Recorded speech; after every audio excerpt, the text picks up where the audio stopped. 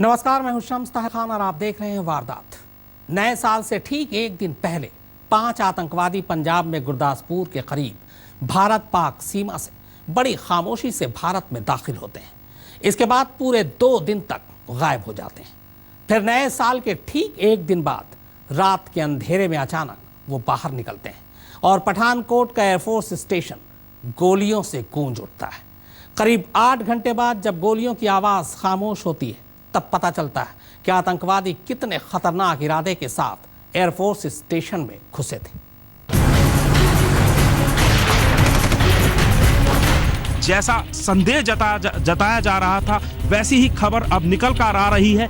ये ठीक मेरे जो पीछे एयर बेस है, एयरफोर्स स्टेशन है, इसके अंदर गोलीबारी हो रही है। चल रही है अंदर, अभी कुछ कैसे होगा। सुबह 3 बजे पठानकोट में हमला हुआ है। हम शांति भी चाहते हैं, लेकिन भारत के ऊपर यदि किसी प्रकार का टेररिस्ट अटैक होगा तो हम उसका मुंहतोड़ जवाब भी दें।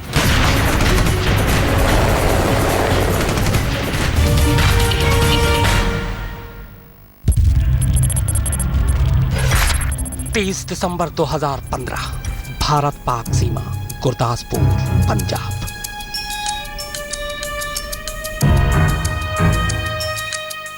बेहद खामोशी के साथ पाकिस्तान के बहावलपुर से जैश ए मोहम्मद के 5 आतंकवादी भारतीय सीमा में दाखिल होते हैं। इसके बाद पांचों के पांचों गायब।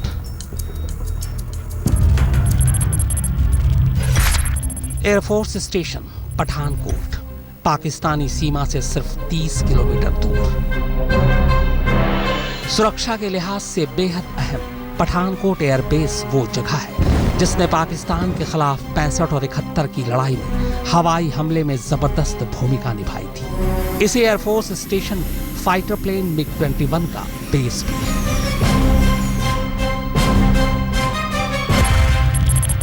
दो दिन बाद 1 जनवरी 2016 रात के 11:30 बजे बामियाल गांव, भारत पाक सीमा के करीब। रात के अंधेरे में कुछ लोग एक इनोवा कार को रोकते हैं, फिर उसके ड्राइवर की चाकू से गला रेत कर कत्ल कर देते हैं। इसके बाद वो इनोवा लेकर फरार हो जाते हैं।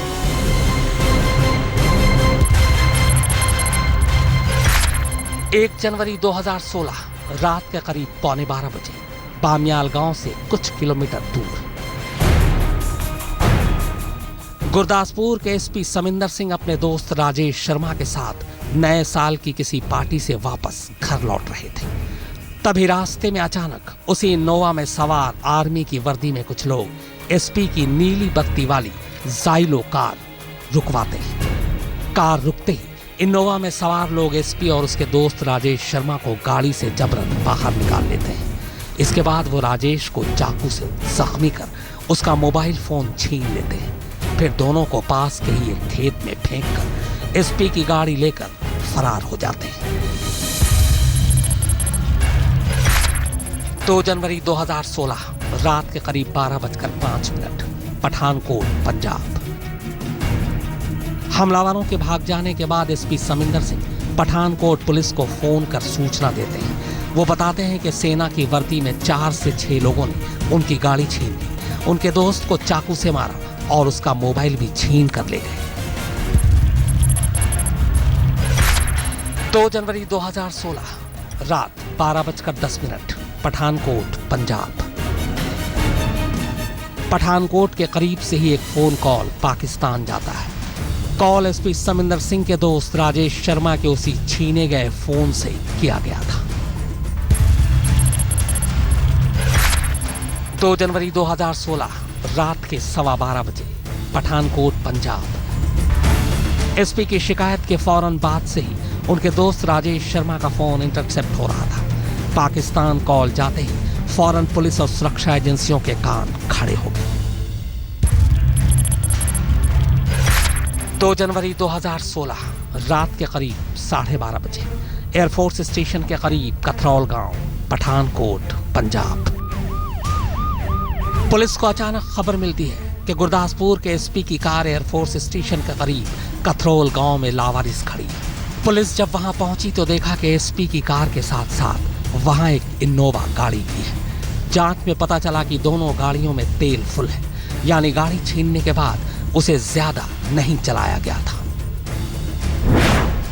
दोनों गाड़ियों की टंकी का तेल फुल होना, गाड़ियों का एयरफोर्स स्टेशन के करीब पाया जाना, गाड़ी छीनने वालों का सेना की वर्दी में होना, छीने गए मोबाइल से पाकिस्तान बात करना,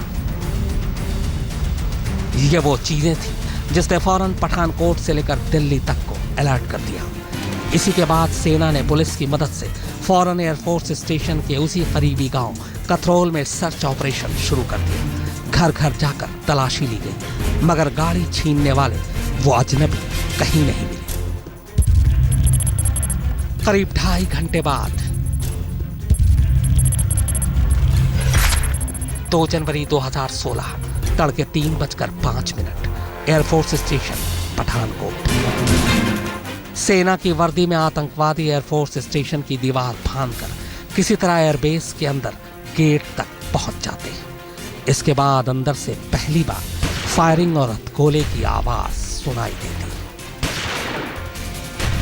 अश्वनी कुमार के साथ सत्येंद्र चौहान, पठानकोट, आज तक। देश में शायद ऐसा पहली बार था जब किसी आतंकवादी हमले की बिल्कुल पक्की जानकारी सुरक्षा एजेंसियों को पहले ही मिल चुकी थी। गुरदासपुर के एसपी का अगवा होना, मोबाइल पर पाकिस्तान का कॉल जाना और एसपी की गाड़ी एयरफोर्स स्टेशन के ठीक करीब पाया जाना, यह बता चुका था कि एयरफोर्स स्टेशन आतंकवादियों के निशाने पर है। इसी के बाद एयरबेस के आसपास के गांव की तलाशी तक ली गई। सेना और कमांडोज की टुकड़ी आ गई, मगर फिर भी हमला हो गया।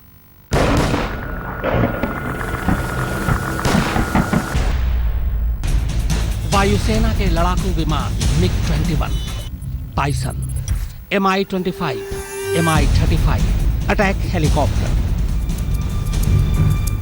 पठानकोट एयरफोर्स स्टेशन के अंदर तकनीकी एरिया में ये तमाम लड़ाकू विमान खड़े थे, फ्यूल से भरे हुए, और आतंकवादियों का टारगेट इसी तकनीकी एरिया में पहुंचना था। मगर किस्मत अच्छी थी, गुरदासपुर एसपी का अगवा होना और उनके दोस्त से छीने गए मोबाइल से आतंकवादियों का पाकिस्तान कॉल लगाना, इन दोनों चीजों ने सुरक्षा एजेंसियों को अलर्ट कर दिया था।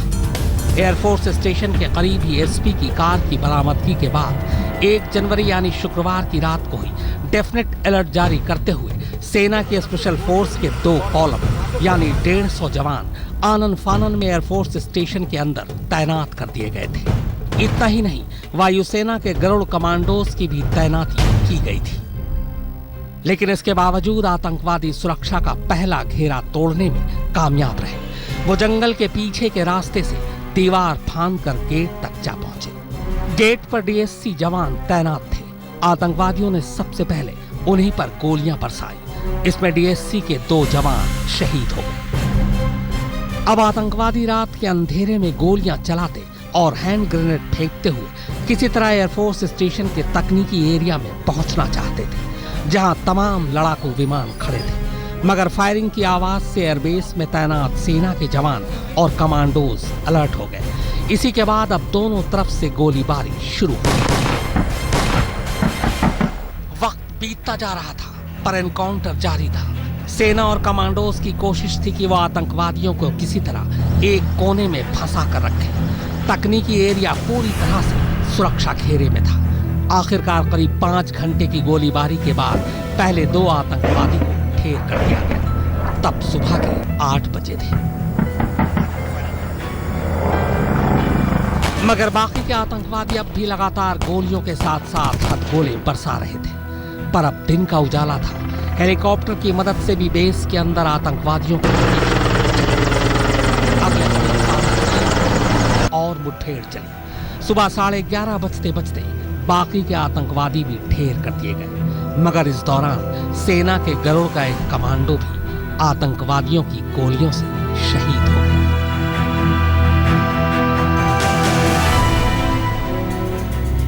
तलाशी के बाद एयरफोर्स स्टेशन के 90% एरिया को उसी वक्त सैनिटाइज कर दिया गया था। बचे हुए एरिया में कॉम्बिंग ऑपरेशन जारी थे। खबर है कि घिर जाने के बाद एक आतंकवादी ने खुद को उड़ा लिया था। मारे गए आतंकवादियों के पास से AK-47 rifle, hand grenade, GPS system समेत भारी मात्रा में गोला बारूद बरामद हुए हैं। पठानकोट एयरफोर्स स्टेशन में घुसे इन आतंकवादियों की रणनीति थोड़ी अलग थी, लेकिन इरादे वैसे ही थे जैसे अक्सर आतंकवादियों के होते हैं। मसलन रास्ते में 2 लोगों को इन्होंने पकड़ा, लेकिन कहीं भी गोली नहीं चलाई। 2 गाड़ियों को इन्होंने छीना, लेकिन दोनों को छोड़ दिया। और जिस तरीके से सीधे एयरफोर्स स्टेशन पर वो पहुंचे हैं, इसे यही लगता है कि ये आतंकवादी अपना इरादा पक्का करके, मंजिल तय करके यहाँ पर आए थे। अश्वनी कुमार के साथ सत्येंद्र चौहान, पठानकोट, आज तक। पठानकोट एयरफोर्स स्टेशन के तकनीकी एरिया में भारतीय वायुसेना के दस्ते की एक से बढ़कर एक जंगी जहाज मौजूद है और सूत्रों की माने तो आतंकवादियों का इरादा इन्हीं जंगी जहाजों को अपने साथ लाए बारूद से उड़ा देने का था। अगर गलती से फ्यूल से भरे जंगी जहाजों में धमाका हो जाता तो एयरफोर्स स्टेशन का एक बड़ा हिस्सा तबाह हो सकता था, मगर सेना के जवानों की मौजूदगी की वजह से आतंकवादी तकनीकी एरिया तक पहुंच ही नहीं सके।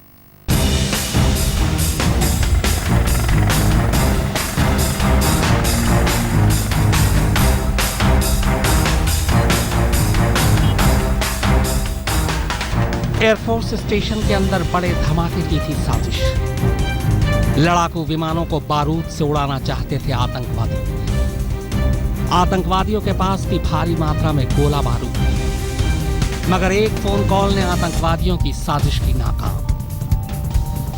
एयरफोर्स स्टेशन के तकनीकी एरिया के अंदर भारतीय वायुसेना के कई लड़ाकू विमान मौजूद थे, वो भी फ्यूल से भरे हुए, क्योंकि अमूमन इन लड़ाकू विमानों को किसी भी इमरजेंसी के लिए हर वक्त तैयार रखा जाता है। अब जरा सोचिए, फ्यूल से भरे इन जंगी जहाजों को बारूद से उड़ा दिया जाता तो क्या होता।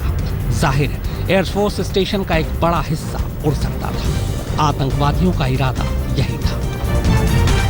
लेकिन गुरदासपुर के एसपी को अगवा कर, उनकी कार लूट कर और एसपी के दोस्त के छीने गए मोबाइल से कॉल लगाकर आतंकवादियों ने गलती कर दी, क्योंकि पाकिस्तान में किए गए उसी फोन कॉल ने सुरक्षा एजेंसियों के कान खड़े कर दिए और उसी की वजह से वक्त रहते एयरफोर्स स्टेशन के अंदर खास तौर पर तकनीकी एरिया की सुरक्षा बढ़ा दी गई। यही वजह है कि आतंकवादी तमाम कोशिशों के बावजूद एयरफोर्स स्टेशन के अंदर तकनीकी एरिया तक नहीं पहुंच पाए।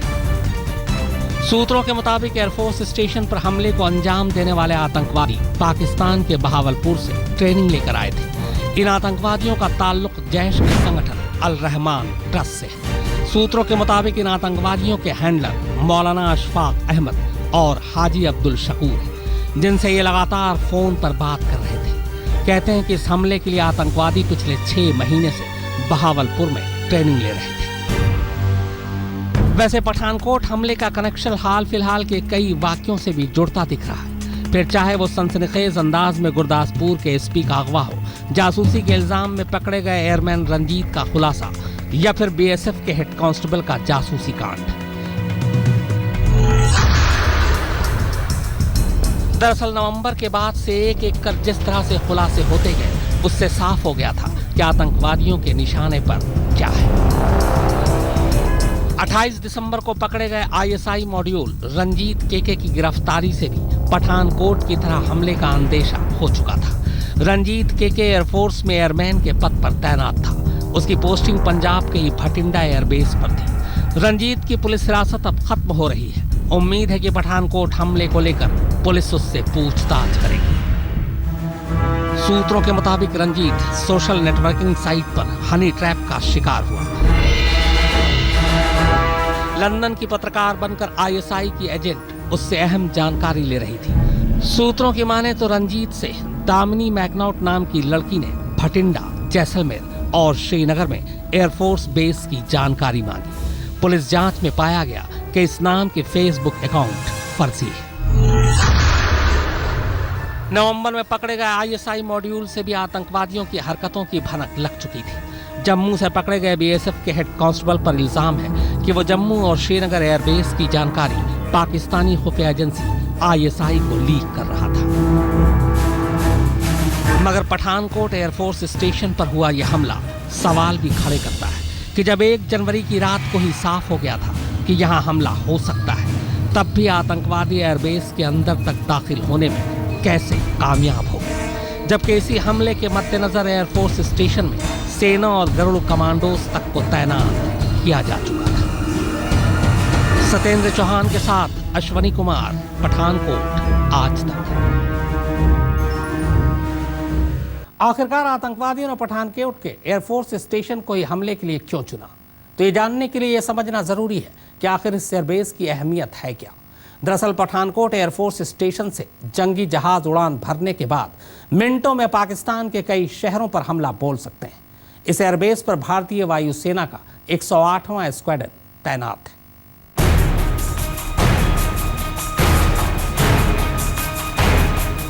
हिंदुस्तान की सैन्य शक्ति का एक महत्वपूर्ण अंग एयरबेस को उड़ा देने का प्रयास किया। मैं देश के सुरक्षा बलों को बधाई देता हूं कि दुश्मनों के उन इरादों को उन्होंने आंख में मिला दिया। पठानकोट एयरफोर्स स्टेशन सामरिक लिहाज से भारतीय वायुसेना का एक अहम ठिकाना, और इसी बेस में जैश के आतंकवादियों ने सेंध लगा दी।